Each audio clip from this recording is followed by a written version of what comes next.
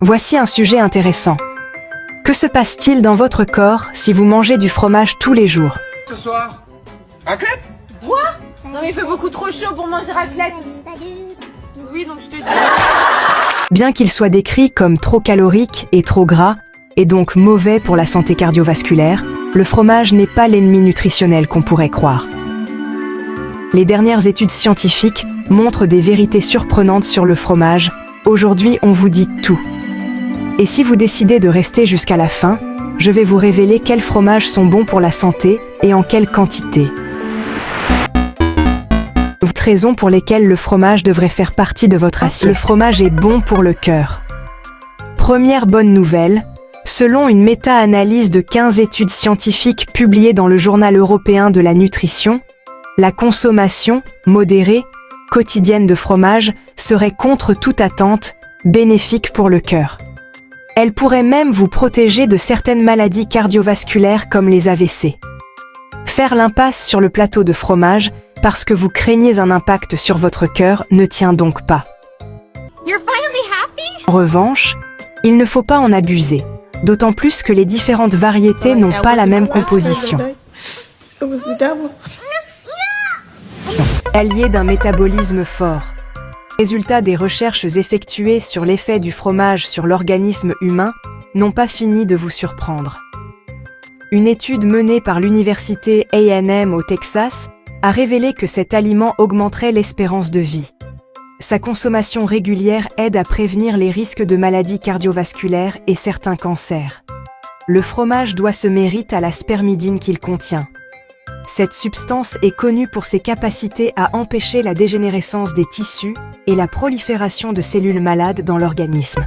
3. C'est une excellente source de calcium et de phosphore. Le calcium et phosphore participent au renforcement des os, soutiennent la croissance des enfants ainsi que la santé des dents.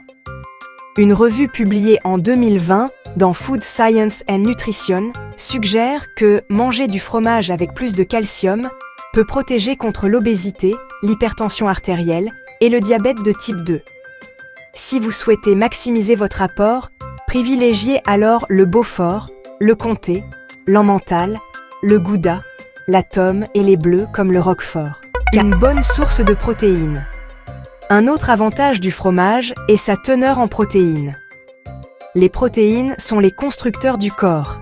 Elles jouent un rôle très important dans la création et l'alimentation des cellules. Certains types de fromage, tels que le parmesan, ont une part de protéines qui peut atteindre 36%. 5. Un intestin en bonne santé. Le fromage apporte les bonnes bactéries appelées probiotiques. Ces dernières produisent des acides gras à chaîne courte. Selon une publication de 2021 dans l'International Journal of Dairy Technology. Les acides gras à chaîne courte peuvent favoriser le maintien de l'équilibre acido-basique, l'absorption du calcium, du fer et du magnésium, et le maintien de la structure et de la fonction globale de l'intestin. Il est préférable de manger le fromage frais et non cuit, car la chaleur peut détruire les probiotiques. Ajoutez donc des tranches de fromage à vos sandwichs préférés, ou servez du fromage cottage comme une salade avec des poivrons et des tomates croquants pour une collation légère l'après-midi. 6. Prévention du déclin cognitif lié à l'âge. Une étude japonaise menée auprès des personnes âgées montre une relation bénéfique entre la consommation de fromage et une bonne santé cognitive. Plus de 1500 adultes de plus de 65 ans ont participé à l'étude publiée dans la revue Nutrients. Les résultats montrent que les personnes consommatrices de fromage présentent moins de risques de présenter des troubles cognitifs que les autres. D'après les chercheurs, les consommateurs de fromage pourraient avoir une alimentation plus diversifiée que les autres, ce qui favorise une bonne santé cognitive. Une autre hypothèse est que le fromage contiendrait des nutriments bénéfiques pour le cerveau. More cheese?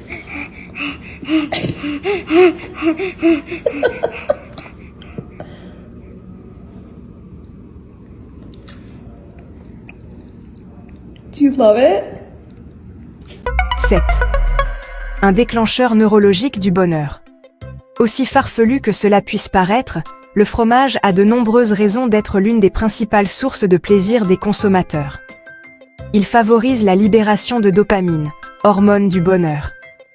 De nombreuses études ont mis en exergue l'effet de cet aliment sur le bien-être de l'organisme. Oui, ça explique ton addiction au fromage. 8. Le secret de longévité.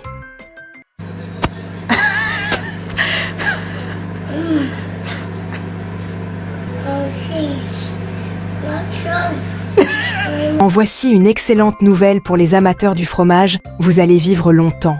Le fromage contient une pléthore de nutriments essentiels au bon fonctionnement du métabolisme. Il est principalement riche en vitamine A, en sélénium, en zinc, en riboflavine et en phosphore. Ces substances maintiennent la solidité des muscles et des os, régénèrent les tissus conjonctifs, régulent la pression artérielle et combattent les infections. C'est aussi une véritable source de vitamine D, nutriment essentiel pour la fixation du calcium et une véritable alternative à la viande pour les végétariens. La question qu'on se pose tous, quels types de fromages sont les meilleurs à manger tous les jours? S'il est recommandé de ne pas en abuser, aucun fromage n'est contre-indiqué. I love cheese. I love cheese. You love cheese. You love cheese. When it's made in Italy.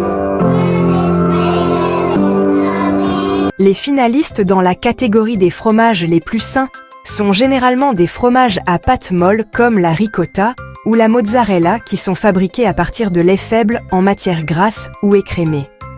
Ils ont donc tendance à être plus faibles en graisse saturée et globalement plus sains. On recommande aussi la ricotta, car elle est plus faible en sodium par rapport à d'autres fromages.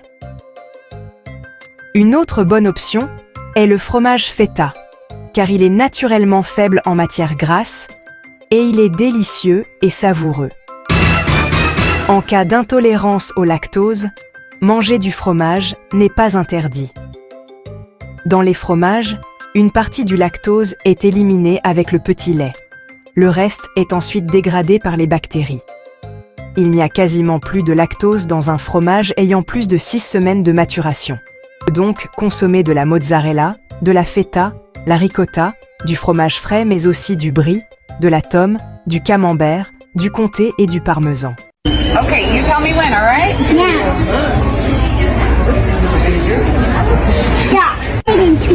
Straight into your water? Absolutely, ma'am. You got it. Tell me when. Stop. Straight into my mouth. Oh, why certainly. Is that enough, ma'am? Okay. Accro au fromage? Voici la quantité à ne pas dépasser pour protéger votre cœur. Avec 1200 variétés de fromage en France, il est ainsi normal de découvrir de nombreuses différences. Pour savoir si un fromage est plus ou moins gras, on peut se fier à son apparence. Plus un fromage est frais, et plus il contient d'eau, et moins il est gras, de 8 à 12% de matière grasse. A contrario, plus il s'agit de pâtes pressées, comme le parmesan ou le comté, plus il est gras, de 35 à 40% de matière grasse. Entre les deux, les fromages à pâte molle que sont le camembert ou le brie contiennent 20% de matière grasse. Selon les études, la quantité autorisée est de 40 à 50 grammes par jour de fromage non gras, de la ricotta, du chèvre. Cette quantité est moindre, 30 grammes, quand on parle d'un fromage plus gras comme le camembert. En résumé, consommer du fromage tous les jours peut être bénéfique pour votre santé à condition de le faire avec modération. Variez les fromages et choisissez ceux à faible teneur en sodium si nécessaire. Ne vous privez plus et savourez votre fromage préféré. N'oubliez pas de liker et de vous abonner pour plus de vidéos santé et bien-être avec une touche d'humour. Et maintenant, à vous de jouer. Quel fromage allez-vous choisir aujourd'hui ?